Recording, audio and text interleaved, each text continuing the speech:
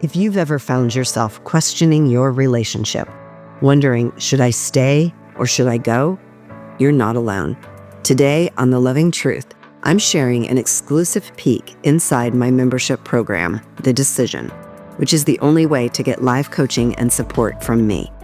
You'll hear real members ask their biggest questions, and I'll be coaching them through the doubts, fears, and complexities of making this life-changing decision. If you've been craving clarity and guidance, this episode is for you. Here's what we're going to cover. The first thing we're going to talk about is when there's a lack of desire. I don't know, possibly everyone could relate to that. And in the context of that, we're also going to talk about when there's a number 3, which really screws up the desire inside your marriage. So we're going to talk about that real briefly, just because, I'm in the Facebook group, so I see it like you do. Whenever someone posts about that, there's lots of resonance and lots of conversation about that. I wrote this blog post, and it's around, let me start with the story of anytime I want to go out to eat, or Derek and I want to go out to eat, he'll ask me like, well, what do you have a taste for? What do you want? I say the exact same thing every single time. He knows this. It has not changed in years. And I think he's secretly hoping I will come up with some other answer. But the answer is always sushi. I want sushi. I will go get it tonight. Almost every Thursday night after these calls, I almost always go get sushi. It's like my favorite treat. I don't know why. And I will often say, because he jokes with me, he's like, aren't you sick of that? Like, you've had it 2 nights in a row, or you've had it twice this week, or whatever. And I always say, no, I could never get sick of sushi. That is completely impossible. But that's because sometimes it's fresh, and sometimes it's fried, and sometimes it's tuna, and sometimes it's salmon. Sometimes it's grouper or shrimp or avocado or cucumber, right? Like, so sushi is a category. But if I was having the exact same roll for every meal, every single day, I promise you I would get sick of it. Now, I know this because of 2 reasons. One is because many years ago, I was on a diet. I know, shocking. I was on some crazy diet, and they had me drinking 5 chocolate protein shakes a day. That's it. You can have water, and you can have these 5 shakes a day. So what I learned in the process of doing that is that I was no longer using food as like a reward or enjoyment. It was just fuel for the body. That's it. And I've always wished I could get to that place. I feel like that's how my husband is. Like, he eats to fuel his body. And I'm like, but food is so good. So that's what I got out of it. I never craved the shakes, the chocolate shakes. When I got hungry, I was like, oh, let me go pound a shake real quick. And then I get back to doing whatever it was I was doing. The other reason I know that is because there is scientific evidence that if you eat the same thing every single day, you will get sick of it and you won't desire it. So familiarity suppresses desire. Here's what the science says. When you get something new in your experience, and it's new and desirable, and I call it very blinky, very flashy, here's what happens in the body. Your brain starts lighting up like a pinball machine, and it emits the feel-good hormone dopamine. You know where I'm going with this, don't you? You see the trajectory. So, likewise, when you are with the same person, day in and day out, year after year, being invited to a sexual encounter in the same way, having the same, 2 or 3 different positions that you do over and over and over again, guess what happens? Desire wanes, because familiarity suppresses desire. So no longer are all the pinballs machine lighting up in your brain. It's not anymore, right? And so the dopamine isn't being released. And so now it doesn't feel as good. Now that causes some people to question their love and question their marriage.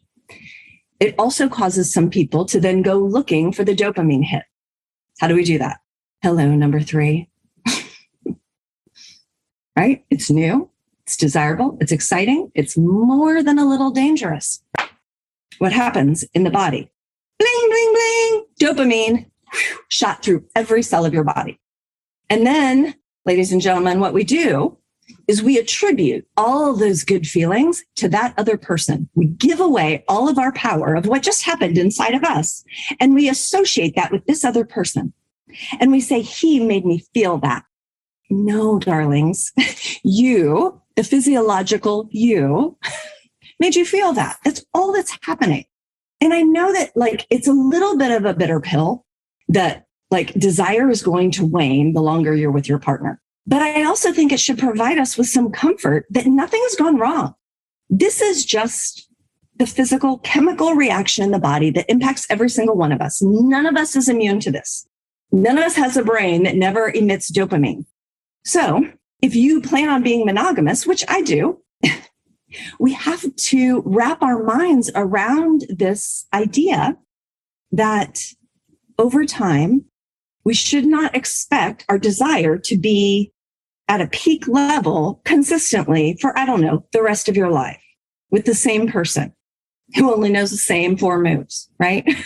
And we do too. Right? It's not like we're offering a whole bunch of stuff up either. So I also wanted to bring you some comfort that nothing's gone wrong. And then for those of you that get really, really twisted up about your number 3, 2 things I want to tell you. You won't love it. I know. All that's happening is the physiological chemical response in your body. Don't give that to this person and say, you are now responsible for this. Because then what happens is that if I don't have that person in my life, I think I will never feel that way again.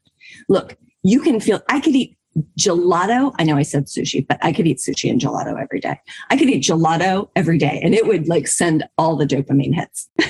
But if I ate gelato every single day, I'm telling you, after a few months, you put a steak in front of me and there's no possible way that I'm not going to have that same chemical response. So don't give that you did that for me. We're so special. I know what I speak of. I know. I've been there. It's not that this is so special. It's not that this is not special, but don't associate a dopamine release in your body and say it's because of a person. It's because it's new. It's exciting. It's desirable. It's dangerous. That's all that's happening. And by the way, this is the other part. You'll hate it. If you're with him or her for the next 3, 5, 10, 20 years, your desire will wane. So if you want to be monogamous, we got to get comfortable with, okay, we need to expend a little bit of effort in order to keep it interesting, right?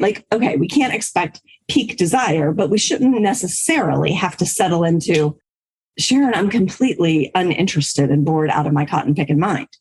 But oftentimes, what do? We look to our partner to entertain us, to make it different, right? You should be doing something different so that I can feel desire. What I will tell you is that this is not a male or female thing either. I mean, males and females experience sex differently, obviously, but their desire also wanes. For you in particular, it's not, but anyway, we won't go there. Here's the things that you can think about doing. And it's not all sexually related. It's also connection and lighting yourself up related. So the first thing I would suggest is look for, and this is, even if you're in divorce differently and you're like, Sharon, I don't want to reignite something. That's cool. But you got to know this for your next relationship. If you want a monogamous relationship, if you want an open relationship, then cool. You just go find someone new every 3 or 4 years and you'll always have the dopamine hit. It'll be fine.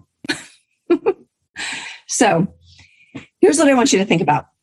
Think about new opportunity, just things that are new to you. That can be taking a cooking class. If you're with a partner, with them. If it's by yourself, then it's by yourself. It can be traveling to a new place and experiencing something completely new. Okay. Look for new things to do. Don't just fall into the rote sort of same old. We've, The kids are finally in bed. I'm exhausted. We got to get up at 6. All right, we got 10 minutes. Let's just do it. Right? Of course you don't feel desire. That's not going to send dopamine anywhere. So look for opportunities for something new. New is what creates that. The second thing is look for new points of connection, right? So how many, you don't even have to raise your hand, but I'll ask the question and you can tell me if that sounds like you. How many of us fall into, okay, after dinner and at the end of the day, we just sit in front of the TV? Yeah. Probably on like opposite ends of the sofa. Like, you know, those sofas with the recliners on the ends? I call that the divorce sofa. Because like when you do that every day at the end of the day, like, so instead of doing that, hey, why don't we go sit out back? It's summer. Let's share a glass of wine. Just catch up. Just want to see how your day is. It doesn't have to be so scary, but if we keep doing the same thing, we're going to get the same feelings. We're going to get the same results. So, and then of course, you can have conversations with your spouse about this. Like, hey, I learned something new today.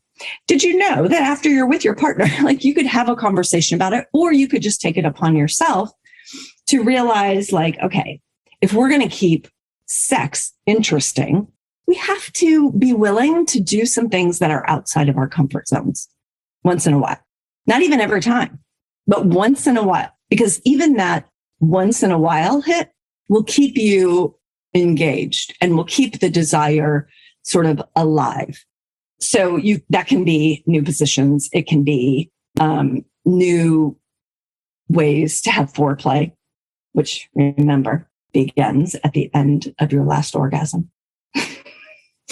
And it can also be new ways of inviting one another, right? We can do a lot better than this whole like, you want to fool around? No, that's not sexy. No.